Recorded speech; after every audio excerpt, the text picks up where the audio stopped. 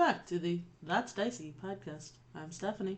I'm Andrew. And last time you heard from us, we were DMing. Round robin style. Haha, it was me. I was running the game. The last few episodes, we took turns DMing the same one shot to see where we all went with it, what it looks like with a first-time DMer versus a well-seasoned veteran. So essentially, we each started with the same skeleton of a game. Essentially, a Goblin War Boss has escaped. We need him back, and we need him back alive. And that was basically the end of the plot. After that, we had the same character stats and what they could do, but mostly it was, this is the goal, and the rest is pretty much free reign. Yeah. You could even have a hot dog cart in your game if you want. You could even have a hot dog cart in your game if you wanted. I went the traditional route of, your players are in a bar. Did I do that? I feel like I did that. I at least thought about it. You let us decide where we were. Oh. I definitely thought about having you at a bar. I was in the sun, basking in the sun in a clearing in the forest. Zeb was in the tree building a nest. It honestly worked out well. I gave you where are you, and you both picked relatively the same kind of place. It made it easy. I didn't have to find a way for you two to get to each other. Banana phone. Whereas in your game, Andrew, we started on a train. Andrew, where can they find our Patreon? In hell. It's definitely patreon.com/that'sdiceypod. Nice. Also, you can get shouted out in the show. We've already done one of those. Growing fan base of one patron so far. Also, follow me on Twitter. I'll post stuff there. What's your Twitter? @SouzaDM. How do you spell that? SOUZAD. Now that we've got all the plugs out of the way, back to the review. For my iteration of running the game, I really wanted to take the framework and bend it as much as I could and just tinker with it and mess with this and move them in weird directions because I thought as different and odd as possible so that we could get a larger idea of what you could do with something like that. Which I really appreciated because I saw these bare bones outline and I didn't know where to go. I didn't know how far I could push the limit. So I really stuck with it. This is what happened. You guys are together.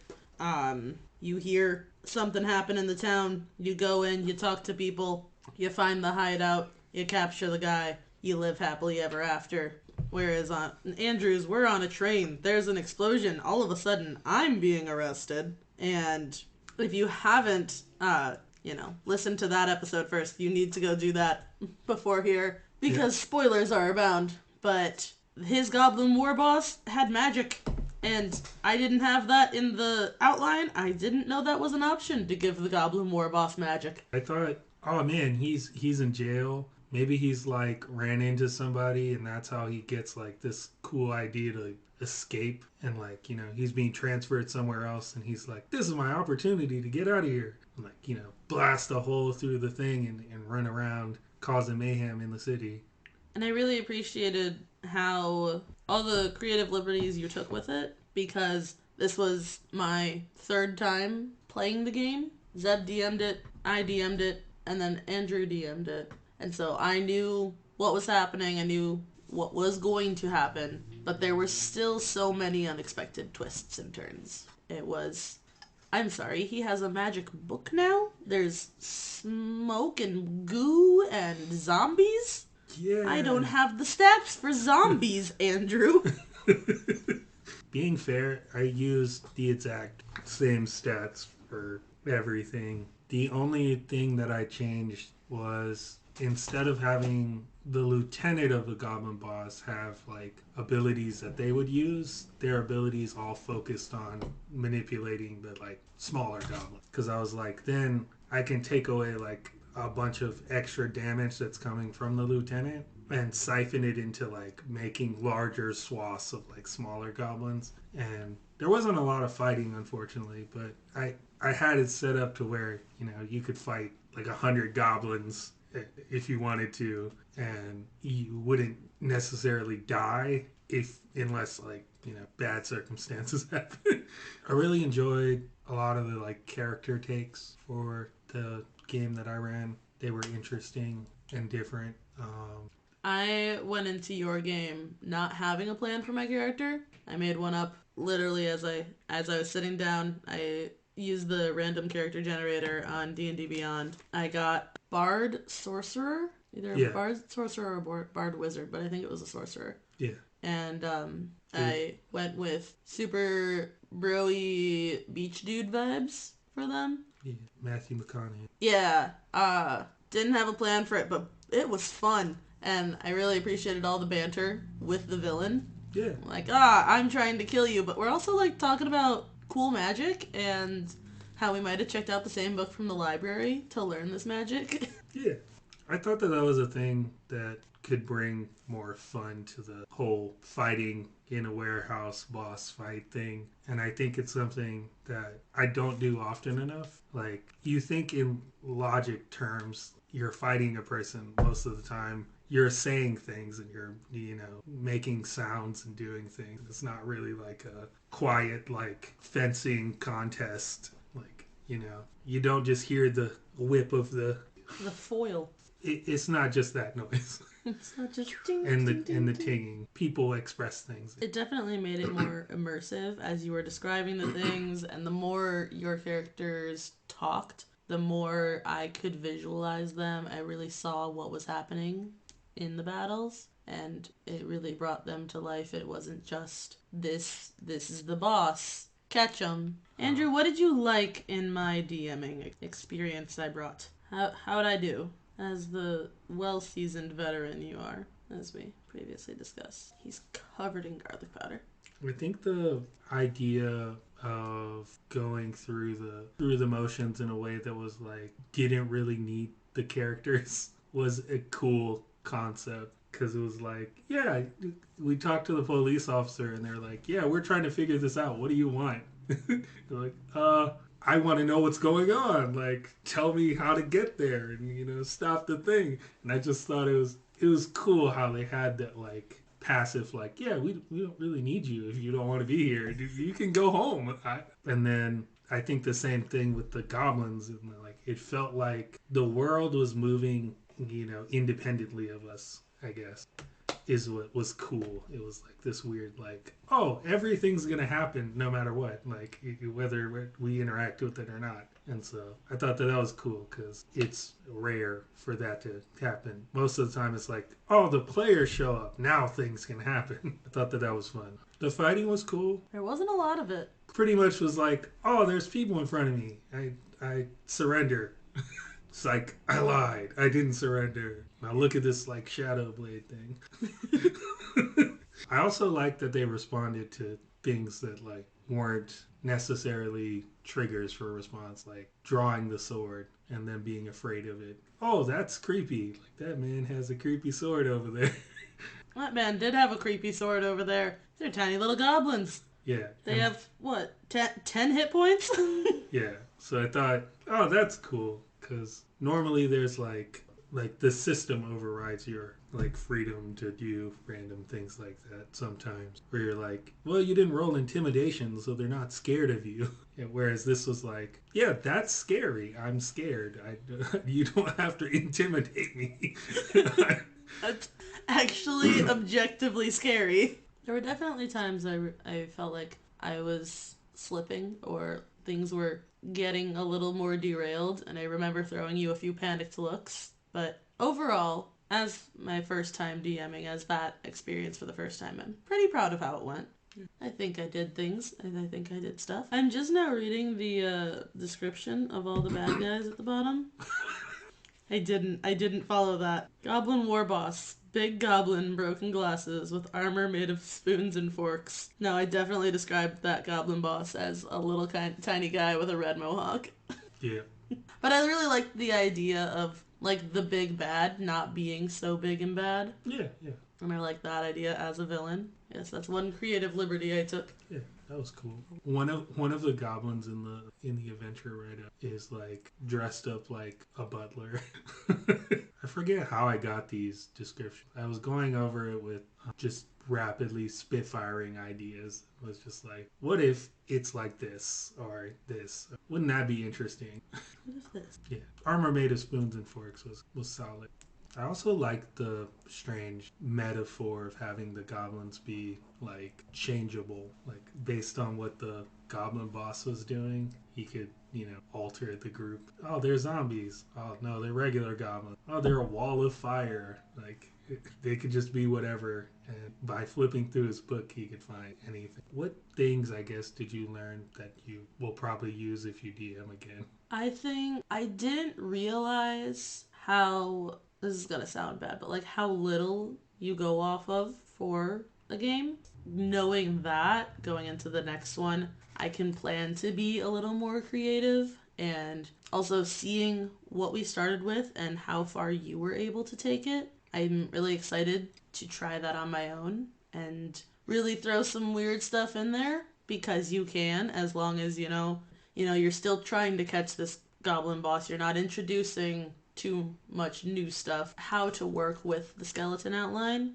And I was concerned I was going to be very restricted to a story and like have nearly a script. And that's, I think, what was making me nervous about DMing is if I have this very clear thing and this is exactly what should happen at X, Y, and Z, what if my characters choose to do this and how do I improvise to get them back to the script? It was more improvisation than script, and with that the game became much more flexible and I was able to kind of go wherever you guys wanted. I think of DMing as like, here's the direction we have to go, and like that's what we're aiming to do, and pretty much it. But then there's so much room for like tangent, like random things that can happen, that like freeing up the space in the middle is usually the best way to go, in my opinion, because it's like, here's all this empty space, you can do whatever the hell you want to do with it, as long as we end up over here.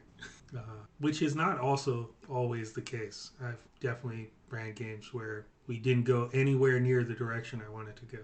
I think I'd be definitely down to DM another one shot. I think the idea of a campaign is still very intimidating at this point, and like a whole story that fits together. Yeah. And like, game after game, something all still ties together. It was very easy to be like, you're here, this thing is happening, it's done, good job. Yeah. And I don't have to worry about like all the collateral damage you did on the side coming back to haunt you, 3 episodes later. Oh, but that's the fun part. Hey, Hey, you remember when you blew up that hot dog cart? Oh, man. The sausage guy is here for you. my sausages! Oh my gosh, can we have that in the campaign? You just fight the sausage guy? Every time we play, the hot dog cart gets destroyed. Oh, man. That's it. It's in it. It's in every episode. Do we have the rights to that? We have the rights to hot dog cart destruction. Is it? That's the new name of our podcast. Hot dog cart destruction. All right. If you're a person who wants to DM the game, go to WikiHow to find out. Where was this advice when I was DMing? How to be a dungeon master. Things you should know. Learn about the DM's job. Study the rules of the RPG you'll be playing. Make sure you have all the necessary tools. Focus on entertaining players. Choose between pre-written modules or creating your own adventures, and take notes during each session. Understand that mistakes happen and adventures rarely go as planned, but it's all part of the fun. Understanding what a DM does. You are not a player character. I repeat, you are not a player character. All right. Know the rules. This is not that true, honestly. You need to know how to respond to things and how to engage with things, but you don't need. Honestly, Zeb didn't know the rules, and while it was frustrating, it was fun. Just, I want to try and do this. Okay, contested D20. Yeah. And it was just D20 versus D20. Whoever wins gets what they want to happen. Yeah. And Beyblade. You could we do a whole RPG with Beyblades. All right. It was frustrating as like the textbook rule follower I am to deal with that, but it was also an interesting twist, and it was still a playable game. So I appreciated that he went such a different direction, and it didn't matter that I had you know, whatever skills I had. I was really good at persuasion or whatever. If I lost my D20 roll to Zeb, alright, doesn't matter. It wasn't adding in my skill bonus. It was just D20 versus D20. Yeah. Beyblade RPG coming soon. Don't worry about it. The third step that WikiHow gives us is prepare properly. I'm going to also say that this is not true. I mean, some people are going to need preparation. Going to need time to figure out what you're doing, but not everyone. Sometimes you just don't have time for that, and that's okay. You know, you can show up to the game with I think I want them to fight a squirrel that's obsessed with acorns. That's what they're doing that game, and you can run that game. It says bring the proper materials and tools. That's very true. Playing a game with dice and not having dice is very hard. But if you have access to the internet, there's a bunch of dice rollers on the computers, on the webs. Rule number 5. Your job is to entertain. All right? Plain and simple. Be entertaining. Or else.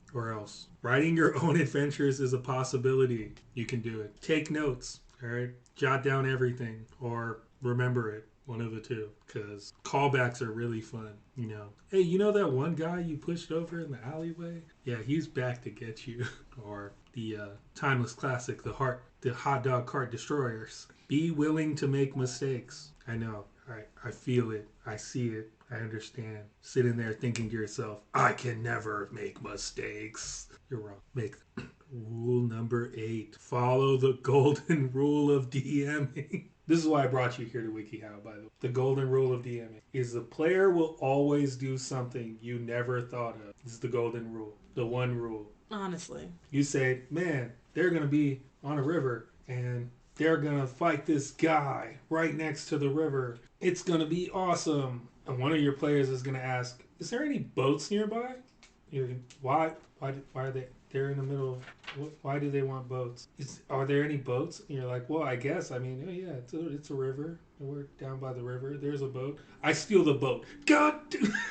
Like that one time you had a train full of encounters planned, and we just crawled on the outside of the train all the way down to the end. Oh, that was a wonderful game, and I'm sad we didn't record that.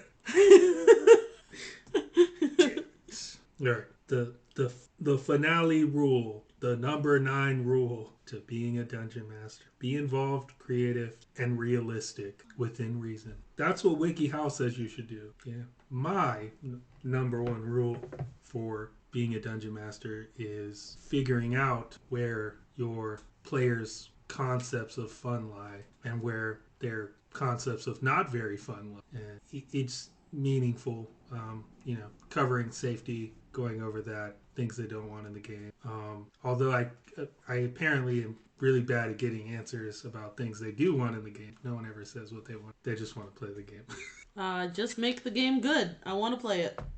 But I need it to be my definition of good. Yeah. Only one time ever when I DM'd a campaign did I get clear answers. And then a friend of mine decided that they were running the game. And so all the answers to what should be in the game that I got were given to them to run the game.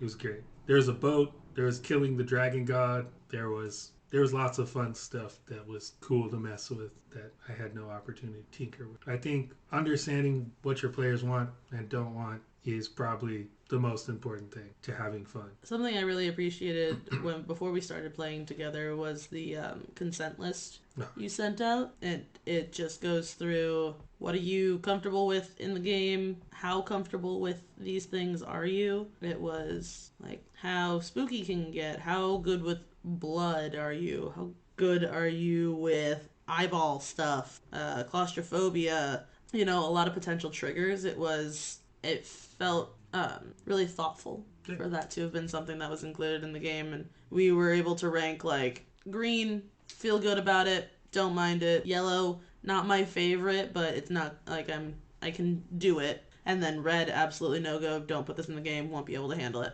And then I was able to go into playthrough, and I knew it was going to be a safe experience, for my mental health. Yeah, that's the document that in question is Consent in Gaming from Monty Cook Games. They're great people. Go support them. We're not sponsored. Stop it. But hey, if anyone wants to sponsor us, we're not sponsored. Step Your right ad up. could be here. Well, I think that's a wrap. I think we covered pretty much everything. Thanks for tuning in again to another episode of That's Dicey.